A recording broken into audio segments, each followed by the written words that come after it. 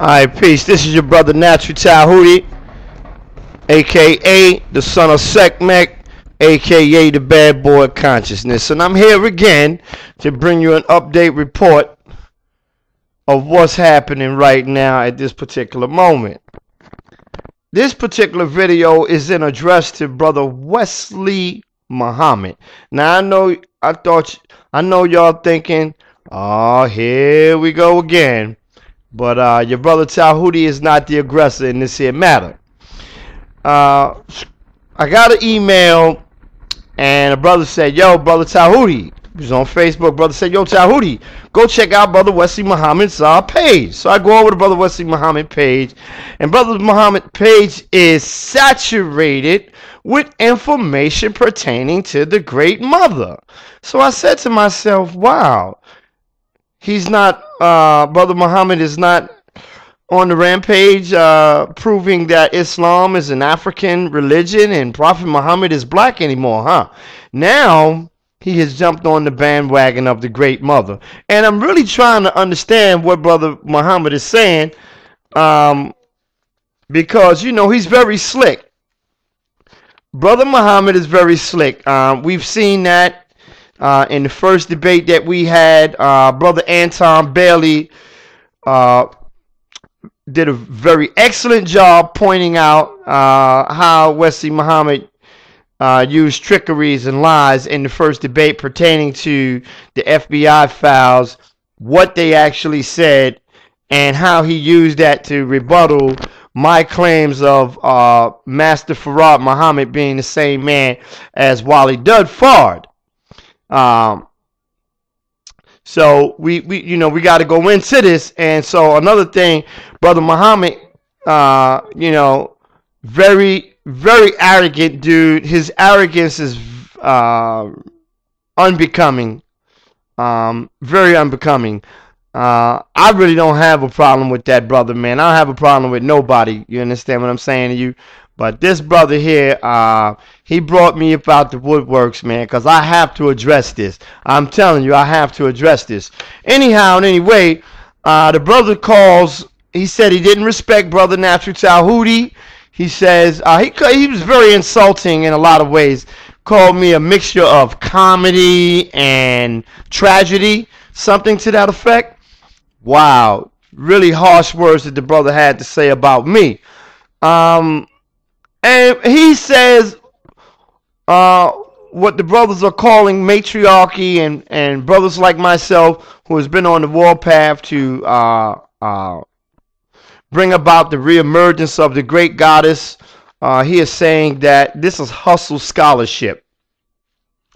And I want to just pause right there. He calls this hustle scholarship. See, this is very arrogant of this dude here, because if you're claiming that what brother Natural Tahuti is doing is hustle scholarship, well then, goddammit, the whole nation of Islam's whole theology is hustle scholarship, based upon these premises. Number one, there's no proof archaeological, and there's no proof archaeological of the existence of Mr. Yaqub. Number one, hustle scholarship. Show and prove there ever was a man on the planet, a big head scientist by the name of Yaqub. Now, don't try to be slick and tell us about Yaqub of the I think it was the Hittites or the one of those particular groups. They had a Yaqub. I want you to show and prove that the devil or the white man was manufactured on the island of Pelon, otherwise known as Patmos in the Bible, right? Show and prove that. Show us the etymological findings. Show us that. Show us the etymological findings of that. Okay? Show and prove etymologically that the whole world was once called Asia. Show us that. You know, hustle scholarship. Show and prove the mothership. Is that not New Ageism? You know, you're talking about hustle scholarship and ghetto scholarship. Well, damn it, then the whole theology of the Nation of Islam is hustle scholarship. Okay? Because what Brother Tahuti has presented, and I've presented it time and time and time again, I've presented reliable sources, reliable documentation, reliable scholarship on the subject matter. Now, real quick, this is an excerpt from Brother Wesley Muhammad's book. He says in the Neolithic and Birth of a New Religion. In 1994, French archaeologist Jacques Carvin published what I, notice the words I, to be profoundly important monologue. The symbolic revolution in the Neolithic.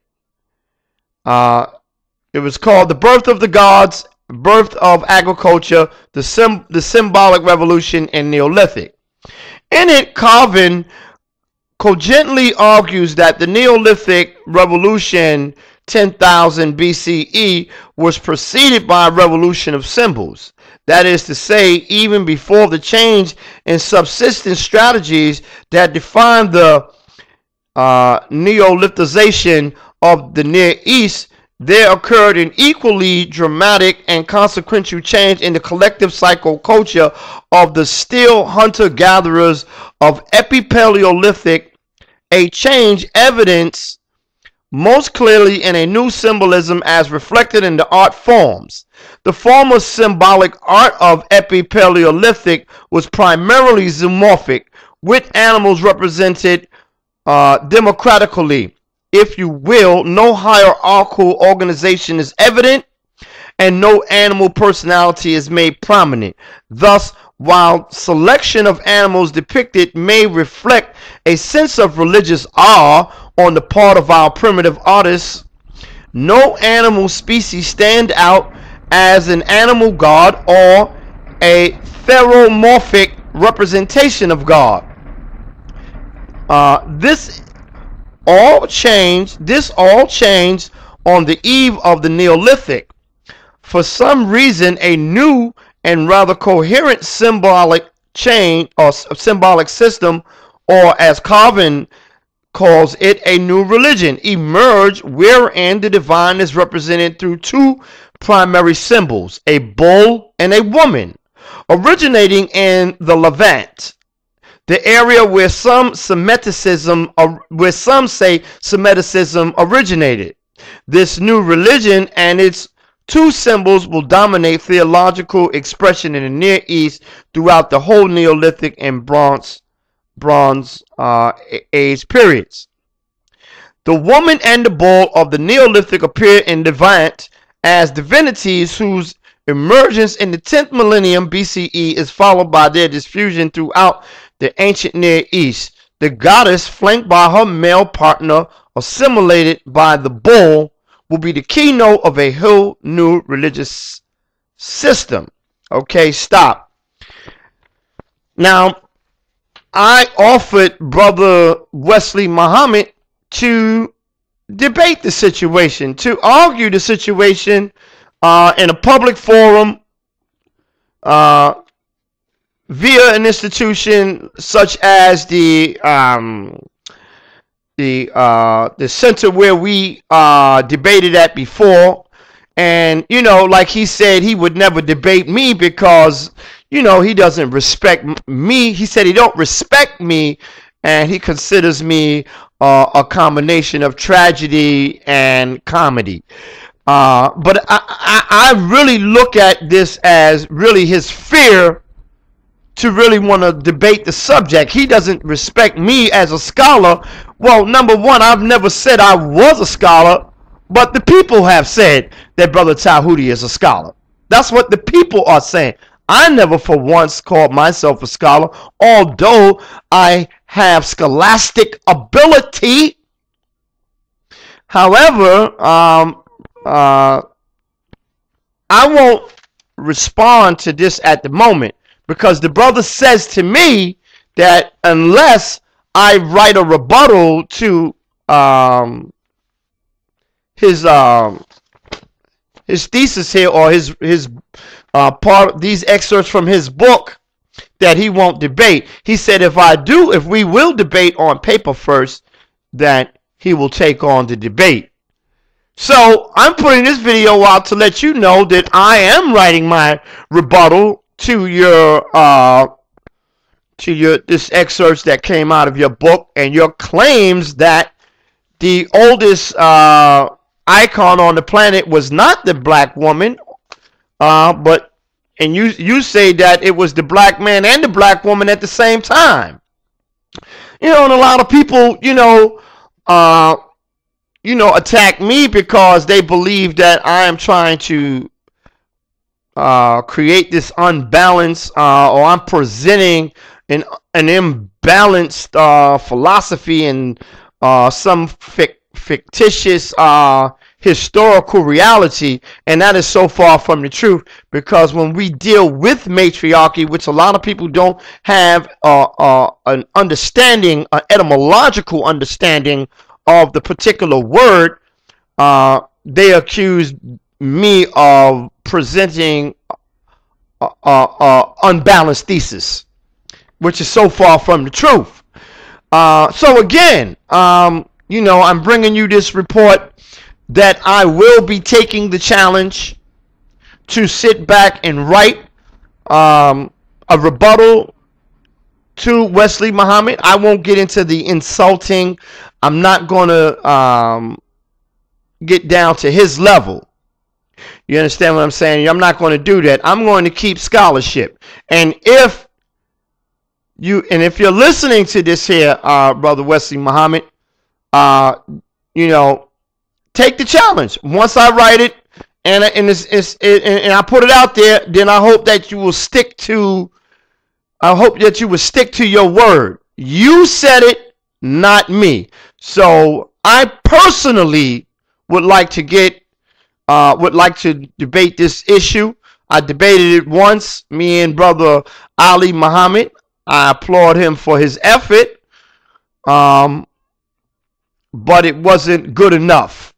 I've been proving this over and over again. My position is that the oldest icon and the oldest ancestress on the planet is none other than the original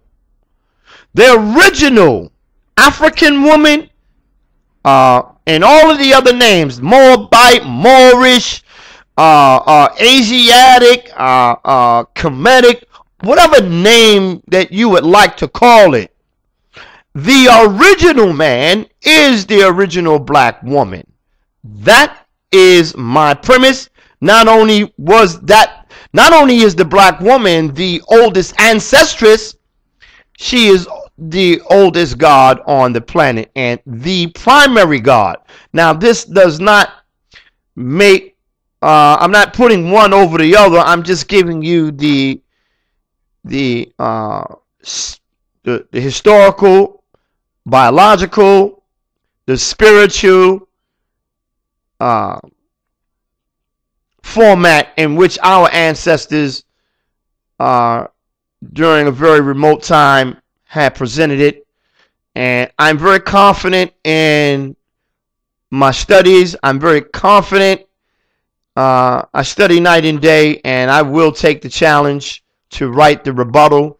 So look forward. And I want to give a big shout out to the Black Woman is God Facebook group. To all of y'all. You know who I'm talking about. I love you dearly. We're going to take this challenge and we will not be defeated. And with that, I'll see you on the next video. I have some other good news that I would like to talk about. Peace and Hotep.